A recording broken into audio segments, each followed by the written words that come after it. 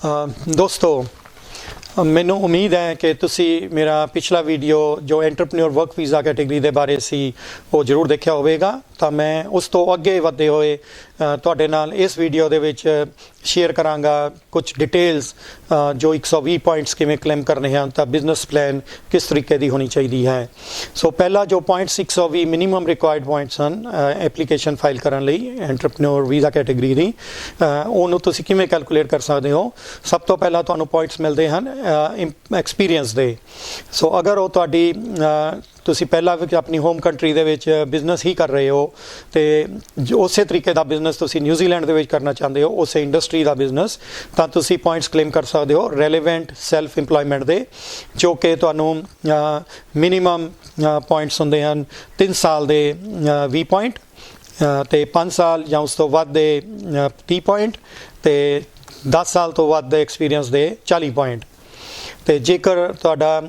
Experience ਜੋ ਹੈ other self employment ਹੈ ਅਤੇ ਤੁਸੀਂ ਕੁਛ ਹੋਰ ਇੰਡੀਆ 'ਚ ਜਾਂ ਕਿਸੇ ਹੋਰ ਕੰਟਰੀ 'ਚ ਕੁਛ ਹੋਰ ਬਿਜ਼ਨਸ ਕਰ ਰਹੇ ਸੀ ਅਤੇ ਨਿਊਜ਼ੀਲੈਂਡ ਕੁਛ ਹੋਰ ਕਰਨਾ ਚਾਹੁੰਦੇ ਹੋ, ਤਾਂ ਤੁਹਾਨੂੰ ਅਦਰ ਸੈਲਫ ਇੰਪਲੋਇਮੈਂਟ ਦੇ ਪੁਆਇੰਟਸ ਕਲੇਮ ਕਰ ਸਕਦੇ ਹੋ, ਜਿਸ ਦੇ ਵਿੱਚ 3 ਸਾਲਾਂ ਦੇ 5 ਪੁਆਇੰਟ ਅਤੇ 5 ਸਾਲਾਂ ਦੇ 15 ਪੁਆਇੰਟ ਅਤੇ 10 ਸਾਲਾਂ ਤੋਂ ਵੱਧ ਦੇ 20 ਪੁਆਇੰਟ। ਅਤੇ ਅਗਰ ਤੁਹਾਡਾ ਮੈਨੇਜੀਰੀਅਲ ਐਕਸਪੀਰੀਅੰਸ ਹੈ ਤਾਂ 5 ਸਾਲਾਂ ਦੇ 5 ਪੁਆਇੰਟ ਅਤੇ 10 ਸਾਲਾਂ ਦੇ 10 ਪੁਆਇੰਟ ਤੁਹਾਨੂੰ ਮਿਲ ਸਕਦੇ ਹਨ। ਉਸ ਤੋਂ ਬਾਅਦ ਤੁਸੀਂ ਕਿੰਨੇ ਇੰਪਲੋਈਜ਼ ਆਪਣੇ ਬਿਜ਼ਨਸ ਦੇ ਵਿੱਚ ਨਿਊਜ਼ੀਲੈਂਡ ਦੇ ਵਿੱਚ ਰੱਖੋਗੇ, ਉਹਦੇ ਤੁਹਾਨੂੰ ਇੱਕ ਇੰਪਲੋਈ ਦੇ 10 ਪੁਆਇੰਟ, ਦੂਸਰੇ 2 ਇੰਪਲੋਈਜ਼ ਦੇ 3 ਪੁਆਇੰਟ 30 ਪੁਆਇੰਟ, ਇਸ ਤਰੀਕੇ ਕਰਦੇ ਹੋਏ 5 ਇੰਪਲੋਈਜ਼ ਦੇ 50 ਪੁਆਇੰਟ, ਜੋ ਕਿ ਕਾਫੀ ਵੱਡੀ ਪੁਆਇੰਟਸ ਕੈਲਕੂਲੇਸ਼ਨ ਹੈਗੀ ਹੈ। ਅਤੇ ਉਸ ਤੋਂ ਬਾਅਦ ਤੁਹਾਨੂੰ ਏਜ ਦੇ ਪੁਆਇੰਟਸ ਮਿਲਦੇ ਹਨ। ਤੁਹਾਡੀ ਏਜ ਅਗਰ 25 ਸਾਲ ਤੋਂ 49 ਈਅਰਸ ਤੱਕ ਹੈ ਤਾਂ ਤੁਹਾਨੂੰ ਉਹਦੇ 20 ਪੁਆਇੰਟ ਮਿਲੂਗੇ। ਅਗਰ 50 ਤੋਂ ਲੈ ਕੇ 59 ਸਾਲ ਦੇ ਹੋ ਤਾਂ ਤੁਹਾਨੂੰ ਉਹਦੇ 15 ਪੁਆਇੰਟਸ ਮਿਲਣਗੇ, 10 ਪੁਆਇੰਟਸ ਮਿਲਣਗੇ ਅਤੇ ਅਗਰ ਤੁਹਾਡੀ ਏਜ 60 ਤੋਂ ਉੱਪਰ ਹੈ ਤਾਂ ਤੁਹਾਨੂੰ ਕੋਈ ਪੁਆਇੰਟ ਨਹੀਂ ਮਿਲੇਗਾ। ਅਤੇ ਸੋ ਇਨੋਵੇਟਿਵ ਬਿਜ਼ਨਸ ਲਈ 30 ਪੁਆਇੰਟਸ, ਏਜ ਦੇ 20 ਪੁਆਇੰਟ ਅਤੇ ਸੈਲਫ ਇੰਪਲੋਇਮੈਂਟ ਜੋ ਰੈਲੇਵੈਂਟ ਐਕਸਪੀਰੀਅੰਸ ਹੈ ਉਹਦੇ ਮੈਕਸੀਮਮ 40 ਪੁਆਇੰਟਸ ਅਤੇ ਘੱਟ ਤੋਂ ਘੱਟ 10 ਪੁਆਇੰਟ। ਅਤੇ ਉਸ ਤੋਂ ਬਾਅਦ ਤੁਸੀਂ ਅਗਰ ਬਿਜ਼ਨਸ ਨਿਊਜ਼ੀਲੈਂਡ ਦੇ ਵਿੱਚ ਆਊਟ ਆਫ ਆਕਲੈਂਡ ਕਰਨਾ ਚਾਹੁੰਦੇ ਹੋ ਕਿ ਆਕਲੈਂਡ ਤੋਂ ਬਾਹਰ ਤੁਹਾਡਾ ਬਿਜ਼ਨਸ ਸੈਟਅਪ ਹੋਏਗਾ ਤਾਂ ਉਹਦੇ ਤੁਹਾਨੂੰ 40 ਪੁਆਇੰਟ ਮਿਲ ਸਕਦੇ ਹਨ। ਤਾਂ ਇਹ ਤਾਂ ਪੁਆਇੰਟ ਸਿਸਟਮ ਸੀ ਜਿਹਨੂੰ ਤੁਸੀਂ ਕੈਲਕੂਲੇਟ ਕਰਨਾ ਹੈ। ਅਤੇ ਫਿਰ ਆਉਂਦਾ ਕੈਪੀਟਲ ਪੁਆਇੰਟ, ਕੈਪੀਟਲ ਇਨਵੈਸਟਮੈਂਟ ਦੇ ਪੁਆਇੰਟ। ਅਗਰ ਤੁਸੀਂ $1 ਲੱਖ ਦੀ ਕੈਪੀਟਲ ਇਨਵੈਸਟਮੈਂਟ ਪ੍ਰਪੋਜ਼ ਕਰਦੇ ਹੋ ਨਿਊਜ਼ੀਲੈਂਡ ਦੇ ਵਿੱਚ ਤਾਂ ਤੁਹਾਨੂੰ ਕੋਈ ਪੁਆਇੰਟ ਨਹੀਂ ਮਿਲੇਗਾ। ਅਤੇ ਅਗਰ ਤੁਸੀਂ 2 ਲੱਖ ਕੈਪੀਟਲ ਇਨਵੈਸਟਮੈਂਟ ਪ੍ਰਪੋਜ਼ ਕਰ ਰਹੇ ਹੋ ਤਾਂ ਉਹਦੇ 10 ਪੁਆਇੰਟ, ਅਤੇ ਅਗਰ 3 ਲੱਖ ਤਾਂ ਉਹਦੇ 20 ਪੁਆਇੰਟ, 4 ਲੱਖ ਤਾਂ ਉਹਦੇ 30 ਪੁਆਇੰਟ ਅਤੇ 5 ਲੱਖ ਦੇ 50 ਪੁਆਇੰਟ ਤੁਸੀਂ ਕਲੇਮ ਕਰ ਸਕਦੇ ਹੋ। ਬਿਜ਼ਨਸ ਪਲਾਨ ਬਣਾਉਣੀ ਹੈ। ਹੁਣ ਬਿਜ਼ਨਸ ਪਲਾਨ ਦੇ ਵਿੱਚ ਕੀ ਕੀ ਹੋਣਾ ਜ਼ਰੂਰੀ ਹੈ ਇਹ ਮੈਂ ਤੁਹਾਨੂੰ ਹੁਣ ਦੱਸੂੰਗਾ। ਨਿਊਜ਼ੀਲੈਂਡ ਇਮੀਗ੍ਰੇਸ਼ਨ ਵੱਲੋਂ ਜੋ ਓਬਜੈਕਟਿਵ ਰੱਖਿਆ ਗਿਆ ਹੈ, ਜੋ ਟੀਚਾ ਰੱਖਿਆ ਗਿਆ ਹੈ ਐਂਟਰਪ੍ਰੀਨਿਓਰ ਕੈਟੇਗਰੀ ਦਾ, ਉਹਦੇ ਵਿੱਚ 3 ਤੁਹਾਡੇ ਪਰਪਸਿਸ ਹੋਣੇ ਚਾਹੀਦੇ ਹਨ। ਇੱਕ ਹੋਵੇ ਜਾਂ 2 ਹੋਣ ਜਾਂ 3 ਹੋਣ ਜਾਂ ਤਿੰਨਾਂ ਦੇ ਵਿੱਚੋਂ ਕੋਈ ਹੋਵੇ। ਸੋ ਪਹਿਲਾ ਪਰਪਸ ਹੈ ਤੁਹਾਡੇ ਬਿਜ਼ਨਸ ਦੀ ਜੋ ਪ੍ਰਪੋਜ਼ਲ ਹੈ ਉਹਦੇ ਵਿੱਚ ਹਾਈ ਗਰੋਥ ਇਨਕਮ ਹੋਣੀ ਚਾਹੀਦੀ ਹੈ। ਸੋ ਉਸ ਤੋਂ ਬਾਅਦ ਅਗਰ ਉਹ ਹਾਈ ਗਰੋਥ ਇਨਕਮ ਤੁਸੀਂ ਪ੍ਰਪੋਜ਼ ਨਹੀਂ ਕਰ ਪਾ ਰਹੇ ਤਾਂ ਤੁਹਾਨੂੰ ਤੁਹਾਡੇ ਬਿਜ਼ਨਸ ਪਲਾਨ ਦੇ ਵਿੱਚ ਕੋਈ ਇਨੋਵੇਟਿਵ ਪ੍ਰੋਡਕਟ ਔਰ ਸਰਵਿਸਿਜ਼ ਦਾ ਬਿਆਨ ਹੋਵੇ ਕਿ ਤੁਸੀਂ ਨਿਊਜ਼ੀਲੈਂਡ ਦੇ ਵਿੱਚ ਕੋਈ ਇਨੋਵੇਟਿਵ ਆਈਡੀਆਜ਼ ਜਾਂ ਇਨੋਵੇਟਿਵ ਸਰਵਿਸਿਜ਼ ਲੈ ਕੇ ਆਓਗੇ ਜੋ ਨਿਊਜ਼ੀਲੈਂਡ 'ਚ ਪਹਿਲਾਂ ਤੋਂ ਨਹੀਂ ਮੌਜੂਦ ਹੈ। ਜਾਂ ਤੁਹਾਡੇ ਬਿਜ਼ਨਸ ਦੇ ਵਿੱਚ ਐਕਸਪੋਰਟ ਇੰਪੋਰਟ ਦਾ ਪੋਟੈਂਸ਼ੀਅਲ ਹੈ ਕਿ ਤੁਸੀਂ ਆਪਣੇ ਨਿਊਜ਼ੀਲੈਂਡ ਦੇ ਵਿੱਚ ਫੋਰਨ ਐਕਸਚੇਂਜ ਆਪਣੀ ਪ੍ਰੋਡਕਟਸ ਜਾਂ ਸਰਵਿਸਿਜ਼ ਨੂੰ ਵੇਚ ਕੇ ਲਿਆ ਸਕਦੇ ਹੋ। ਸੋ ਇਹ 3 ਟੀਚੇ ਜਿਹੜੇ ਹੈ ਤੁਹਾਨੂੰ ਆਪਣੀ ਬਿਜ਼ਨਸ ਪਲਾਨ ਬਣਾਉਣ ਵੇਲੇ ਦਿਮਾਗ ਦੇ ਵਿੱਚ ਰੱਖਣੇ ਹਨ। ਅਗਰ ਤੁਸੀਂ ਰਿਟੇਲ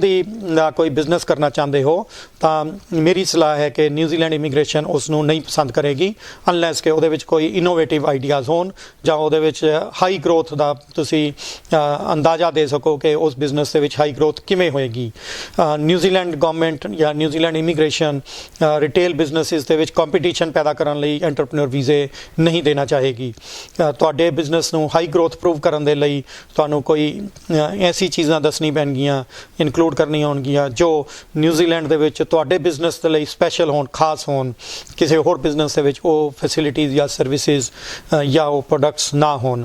ਤਾਂ ਉਦੋਂ ਤੁਸੀਂ ਪ੍ਰੂਵ ਕਰ ਸਕਦੇ ਹੋ ਕਿ ਤੁਹਾਡੇ ਬਿਜ਼ਨਸ 'ਚ ਹਾਈ ਗਰੋਥ ਇਨਕਮ ਹੋਵੇਗੀ ਜਾਂ ਇਨੋਵੇਟਿਵ ਆਈਡੀਆਜ਼ ਤੁਸੀਂ ਲੈ ਕੇ ਆ ਸਕਦੇ ਹੋ। ਅਤੇ ਹੁਣ ਕੁਝ ਲੋਕਾਂ ਨੇ ਮੈਨੂੰ ਇਹ ਸਵਾਲ ਪੁੱਛਿਆ ਹੈ ਕਿ ਕੀ ਟਰਾਂਸਪੋਰਟ ਇੰਡਸਟਰੀ ਜਿਵੇਂ ਟਰੱਕਿੰਗ ਬਿਜ਼ਨਸ ਹੈ ਜਾਂ ਟੈਕਸੀ ਬਿਜ਼ਨਸ ਹੈ ਜਾਂ ਕੋਰੀਅਰ ਕੰਪਨੀ ਦੇ ਬਿਜ਼ਨਸ, ਟਰੱਕ ਪਾਣੇ ਹੈ,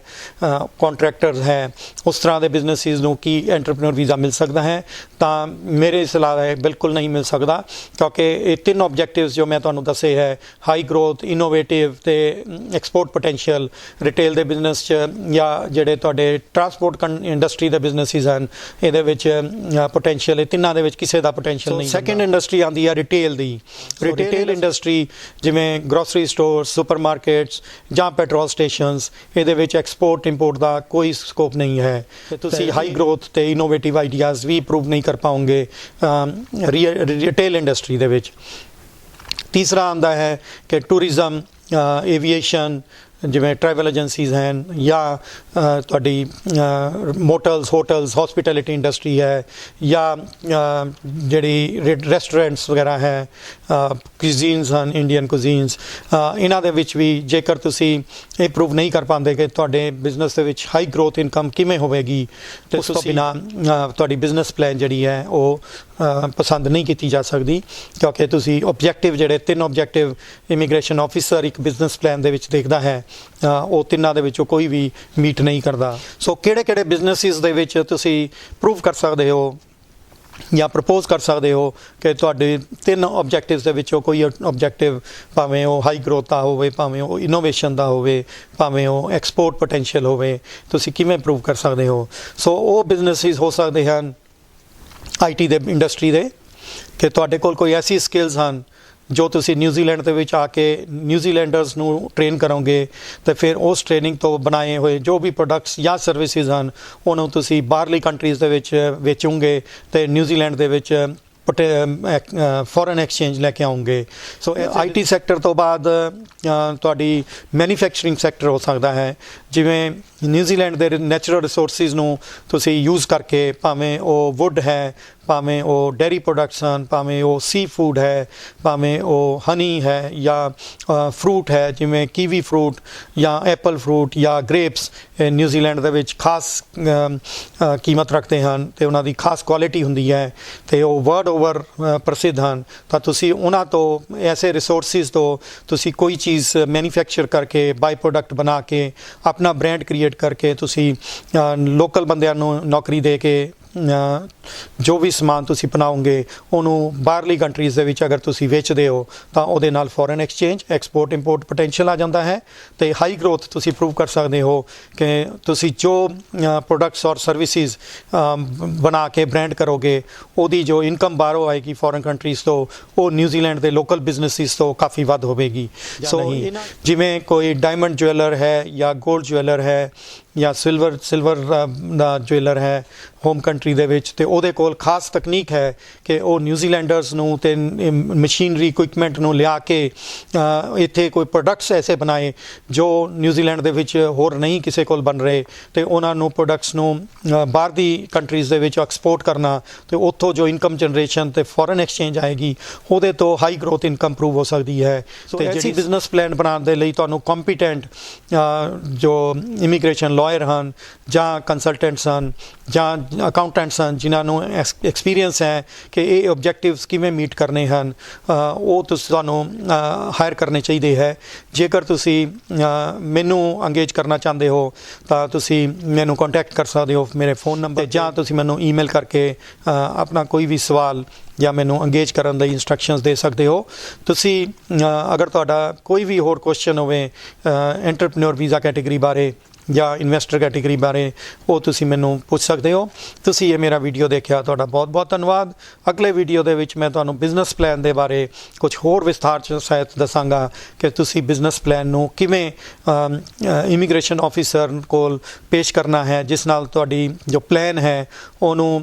ਇਮੀਗ੍ਰੇਸ਼ਨ ਆਫਿਸਰ ਅਟਰੈਕਟ ਹੋਵੇ, ਪਸੰਦ ਕਰੇ ਅਤੇ ਤੁਹਾਨੂੰ ਵਰਕ ਵੀਜ਼ਾ ਗ੍ਰਾਂਟ ਹੋ ਸਕਦਾ ਹੈ।